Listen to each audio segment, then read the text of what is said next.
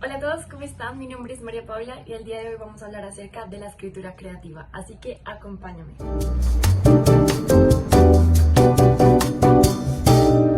Bueno, entonces, ¿qué es lo que está pasando acá?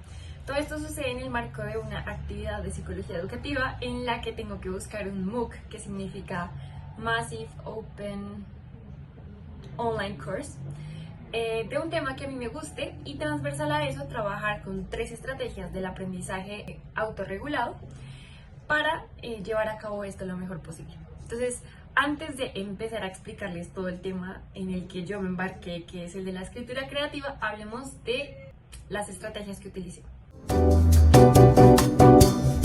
Para esto entonces vamos a partir de una base y es que yo contesté al instrumento que mide el aprendizaje autorregulado de Zimmerman y vamos a guiarnos un poco de los resultados que obtuve para poder escoger mis estrategias a utilizar durante este proceso. Entonces les voy a mostrar por acá, yo creo, la tabla y les voy a explicar un poco de lo que veo ahí.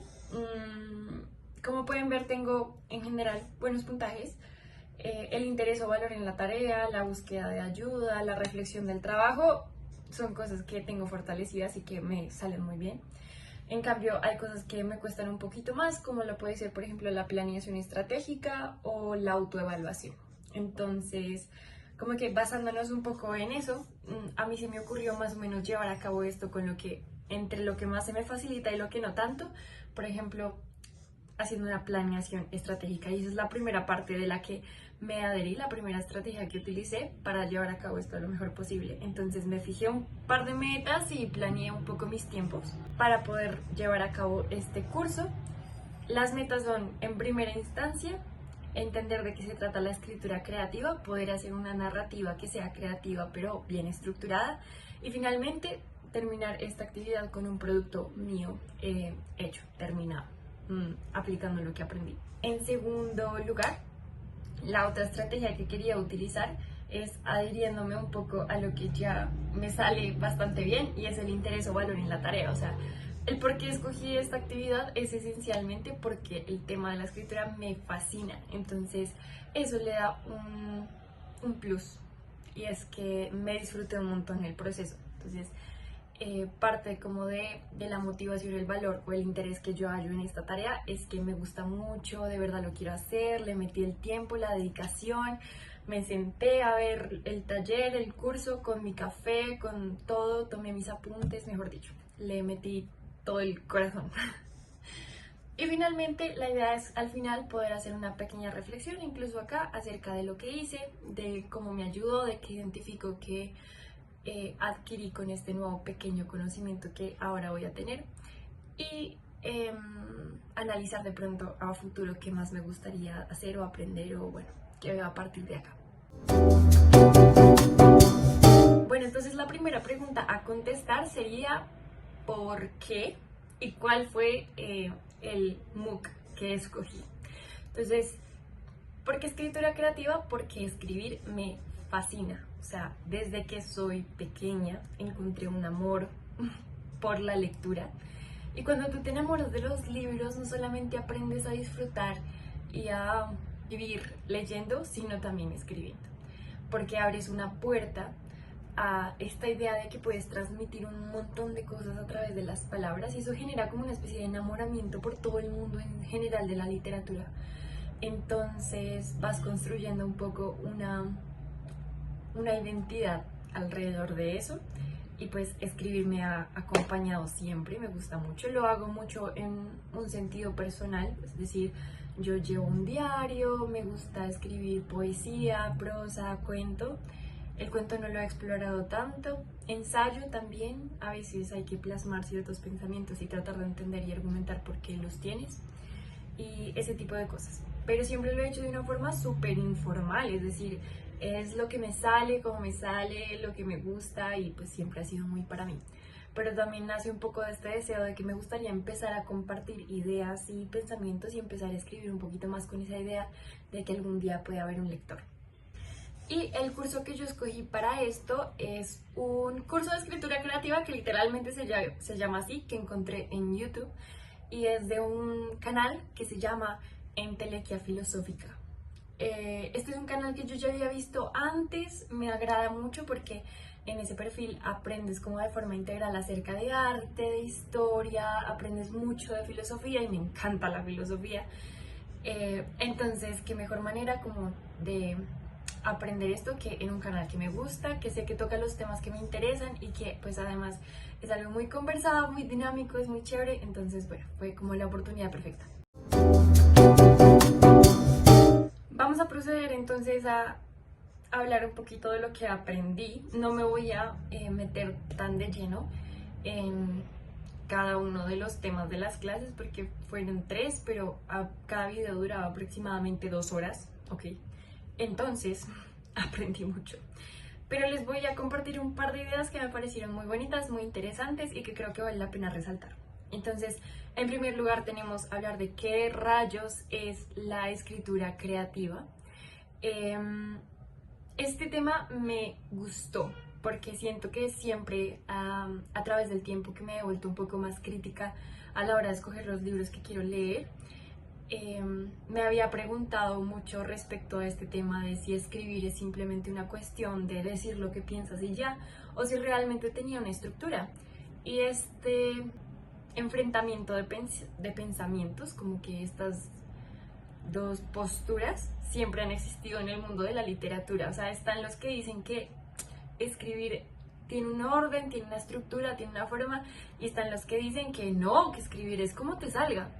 Se me viene a la cabeza Bukowski, que yo me acuerdo que lo leí hace ya bastante tiempo y él tiene un poema por ahí que dice: si tú piensas que eres escritor, una cosa así, estoy parafraseando.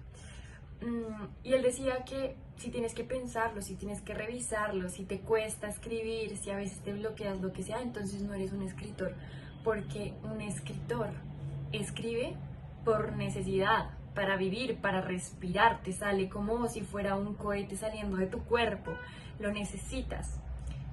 Mientras que hay otros autores como Edgar Allan Poe que dice que en realidad escribir tiene una estructura y un orden muy claros y que si realmente quieres hacer obras que aspiren a la belleza, que eso es algo que también se sostiene acá, lo que tienes que hacer es pensar en el orden. Entonces me pareció bonito. En el curso explicaban que realmente sí hay una estructura que uno debería seguir y creo que también es importante entender que hay una especie de equilibrio, porque la inspiración y el deseo particular de escribir es algo que también hace parte de los escritores de alguna manera, pero hay una forma de llevarlo a cabo lo mejor posible, porque a la final este tema de aspirar a crear algo bello es mucho más complejo que solamente lanzar palabras. Hacían una distinción, por ejemplo, entre lo que es contar y lo que es narrar, pues porque aquí hay dos ideas completamente diferentes y eso es lo que distingue un poco la idea de lo que es la literatura, porque la literatura nace con el propósito de narrar, no solo contar las cosas. Y bueno, como con esta idea, entonces pues la escritura creativa es tener claros cuáles son los recursos que tú tienes para ordenar tu pensamiento y para transmitirlo. Y esto se enmarca en algo que se llama la teoría literaria, que pues trata de explicar y de entender, de estudiar el saber de la literatura, de los estilos, de las formas y del cómo pues se lleva a cabo esto. Me estoy guiando de mis apuntes aquí, entonces me van a tener paciencia porque creo que es importante mencionar estas cosas. Pues también hay varios temas que me parecieron bonitos y aquí se explicaba un poquito el hecho de que para poder hacer una buena narración entonces tienes que tener unas cosas claras, por ejemplo que nosotros los seres humanos escribimos, o pues un poco se remontaba a Aristóteles, que él tiene una obra que trata de estudiar la poética y de entender, por ejemplo, en su época lo que más se veía era la tragedia y entender cómo se podía crear una tragedia bien hecha, o sea, cuáles eran los elementos que hacían falta ahí. Y a partir de ello, entonces entendemos un montón de componentes que también hacen parte de lo que es escribir y de lo que es escribir bien. Entonces nos habla, por ejemplo, de que necesitas primero que tu mensaje sea efectivo. Y yo sé que esto puede ser un poquito, porque a ver, hay niveles, o sea, hay cosas que no va a entender todo el mundo, no porque el autor haya querido ser hijo de madre, sino que si yo me pongo a leer un libro de química, pues de química avanzada, no sé, me va a costar trabajo. Pero igual, lo que tú estés hablando y para el público para el que lo estés hablando, tienes que procurar que se transmita, porque si no, ¿cuál es el punto de escribir? También habla mucho acerca de la mímesis. Y es que, ¿qué es la mímesis? Es el hecho de que nosotros escribimos por imitación a la naturaleza. O sea, realmente lo que nosotros hacemos es ver nuestro entorno y transmitirlo de nuestra propia forma, incluyendo las obras que son, por ejemplo, de fantasía, las que son de ficción, porque a pesar de que tenga un componente imaginativo importante, siempre se va a permear de quién eres y de cuáles son tus experiencias. Eso está, por ejemplo, Harry Potter, que pues Harry Potter es súper ficticio, pero tiene un montón de rasgos ingleses, que es de donde es J.K. Rowling. Entonces, habla un poquito de eso, pero voy a terminar hablando de la verosimilitud. Y la verosimilitud es esencialmente como entender que no importa cuánta verdad hay en el relato que estás haciendo, en la narrativa que estás creando, sino el cómo lo cuentas para que suene verdadero. O sea, tienes que convencer a la persona de que lo que estás diciendo es verdad. Y ahí hay una paradoja muy curiosa, y es que no toda verdad es verosímil. Es decir, muchas veces cosas que pasan en la vida real, tú quedas como, eso, ¿tú me estás hablando en serio? No puede ser, eso se lo inventaron. Y muchas veces cosas que son falsas sí suenan verosímiles, que eso es lo que logra precisamente un autor, por ejemplo, de fantasía, que mientras que lo lees tú te lo estás creyendo todo porque te sientes dentro de la historia.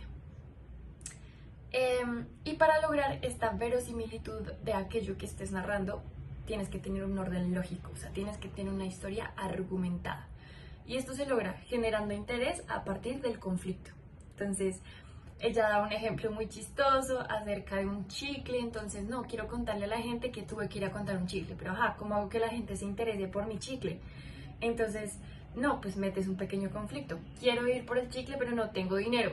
Ok, y entonces, ¿qué hacemos? Entonces, ¿cómo haces para que la gente se interese de que quieres un chicle y no tienes dinero? Pues le pones otro conflicto. Tengo un chicle y no tengo dinero, pero necesito el chicle, pero no vomitar. Entonces empezó ahí con un montón de pequeños conflictos que arman una trama lógica. Luego empezó a meterle el por qué el chicle era importante, por qué iba a vomitar, y empieza a desenvolver la historia a partir de eso, argumentando absolutamente todo. Y para que exista esa verosimilitud a la hora de crear una historia con conflictos, hay que entender que no toda la información se cuenta, pero hay que saber qué información es valiosa. Y lo explicaba como que cuando tú lees aquello que creaste, pues entonces tú tienes que mirar qué cosas sí le aportan y qué cosas no.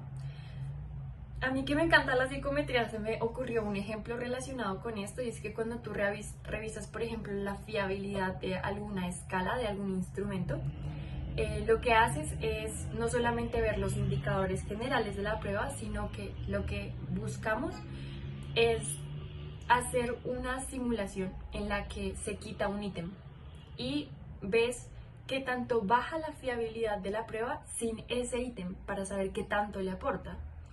Entonces, así sabes qué ítems son perfectamente pertinentes y le aportan fiabilidad a tu prueba psicométrica y qué ítems no. Y digamos que en esto funciona más o menos igual. De los componentes que tú agarraste y pusiste lógicamente en tu historia, tienes que mirar cuál, si le quitas, le quita valor a tu historia, o si le pones, le aporta valor a tu historia. Y así sabes qué cosas sí contar y qué cosas no. Y hablando de un ejemplo que habla sobre la verosimilitud, ella acuñó a Cortázar. Y esto me entusiasmó porque Cortázar me encanta. Y habló de un relato que él tiene que se llama Carta a una señora en París. Se preguntarán, ¿por qué? ¿Por qué utilizó esto como ejemplo para hablar de la verosimilitud? Como hablamos de que no importa qué tanta verdad haya en tu historia, lo importante es que lo construyas de tal manera que suene verdadero, pues este relato de Cortázar habla de un señor que está vomitando conejitos. Y está literalmente en la historia vomitando conejitos. Y mientras que tú lo lees, tú no puedes de la perturbación interna, porque tú sientes que realmente estamos vomitando conejitos y no sabes qué es lo que está pasando. Entonces, no importa qué tan hilarante es tu idea, si la sabes construir, lo logras. Ok, ahora sin más preámbulos, bueno, algo que me llamó mucho la atención del curso era que decía una frase, y voy a ser muy inapropiada en esto, pero la voy a citar textual, y era que lo más importante es el culo. ¿Por qué? Porque uno tiene que sentarse y crear el hábito, es decir, sentarse mucho y escribir mucho y ensayar una y otra vez hasta ir mejorando en esta capacidad de escribir y de jugar un poco con tus pensamientos, de ordenarlos, de crear ideas, de argumentarlas, demás. En ese proceso yo hice mucho caso y yo ensayé. Y cumplí una de mis metas, que era precisamente hacer una pequeña producción propia. Hice un relato narrativo muy corto que se llama Lo que piensa mi escritorio de noche. Así que voy a proceder a compartirlo. Tal vez los humanos no comprendan esto del todo, pero ser un escritorio no es nada fácil. Siempre complaciente, siempre apoyando a los demás, soportando sin descanso, dando lo mejor de mí, estático y sonriente. ¡Qué desgaste! En la oscuridad con frecuencia pienso en cuán productiva ha sido mi vida. Sigo aquí después de tanto tiempo, con la misma ventana, la misma puerta que no cierra bien y la misma pared con una manchita que da la impresión de ser un insecto al acecho, esperando cualquier cosa para moverse de nuevo. Ya me crujen más partes de las que quisiera admitir. Me han rayado un par de veces y tengo una bolladura al lado derecho que siempre procuran esconder. Mis cajones no cierran y tengo la teoría de que esta estancia está inclinada, pues si miro hacia el occidente permanecen abiertos, aunque eso no es precisamente mi culpa. Tengo una dueña que a veces guarda compulsivamente y no me deja en paz. Pasa horas sentada, imaginando hombres y mujeres bajo la lluvia con sus paraguas y sus danzas, especialmente cuando los andenes son estrechos y alguno debe ceder para no mojarse. Habla de un sinfín de barbaridades mientras sostiene tazas que luego colecciona vacías sobre mí. Bueno, amo ser un escritorio. Tras tantos años de honrada labor, he comprendido que soy muy bueno en mi trabajo. No importa cuánto me hayan desgastado las esquinas, mis 4 soportes siguen intactos, como cuando recién me sostuve en pie por primera vez al ser construido por un carpintero. Han sucedido muchas cosas desde entonces. No tengo miedos ni pretensiones, mucho menos en las noches. Bajo la tenue luz plateada de la luna distingo de nuevo la ventana, la puerta que no encaja bien y la mancha en la pared que otra vez me evoca una mosca. Y me alegro, pues he servido, he sostenido, he creído y moriré de pie. Bueno, ya para terminar, mientras que me tomo mi cafecito, vamos a hacer una reflexión final de lo que fue todo este proceso, qué me deja, qué pienso. Bueno, yo había quedado de hacer un pequeño análisis después de toda la experiencia de hacer el MOOC. Y yo creo que lo dividiría en 2 cosas, las partes que me gustaron y las partes que me parece que cuestan un poquito. Por el lado súper positivo es que tú puedes escoger el tema que a ti te guste, a que a ti te apasiona, lo puedes explotar, lo puedes complementar tanto como tú quieras. Creo que también tiene mucho con ir a mi ritmo, que es algo que valoro demasiado, y darme la oportunidad de explorar de diferentes formas. Creo que eso es lo más valioso de este MOOC, yo me lo disfruté un montón, pero también creo que esa es la contraparte, que exactamente eso que tiene de bueno puede ser algo muy malo si no lo sabes manejar. Y siento que ahí es cuando entra el tema de, menos mal que yo conocía cuál es el concepto del aprendizaje autorregulado y conocía las estrategias que existen y pude intentar ponerlas en práctica con los recursos que yo conozco. Por ejemplo, la planeación estratégica, entonces me propuse unos tiempos, un horario, una meta, también la oportunidad de estarme autoevaluando constantemente y de automotivarme porque realmente me interesaba la tarea. Entonces todo esto fue un complemento muy importante para poder llevar a cabo esto de la mejor manera, y al final creo que me gusta mucho esto. Nunca había tenido un acercamiento como tan, no sé, tan definido con el tema de la escritura creativa. A pesar de que me encanta escribir, no lo había hecho, y creo que es un mundo que me gusta mucho y que quiero explorar y explotar mucho más. Entonces, la verdad, yo siento como voy a terminar de ver el curso completo y voy a seguir poniéndolo en práctica y voy a, como dijo la profesora del curso, voy a seguir fortaleciendo el hábito de sentarme y ensayar una y otra vez hasta aprender a hacer relatos verosímiles, entre otras cosas. Y ya, muchísimas gracias por haberme acompañado en esta experiencia y espero que les haya gustado mucho el video. Adiós.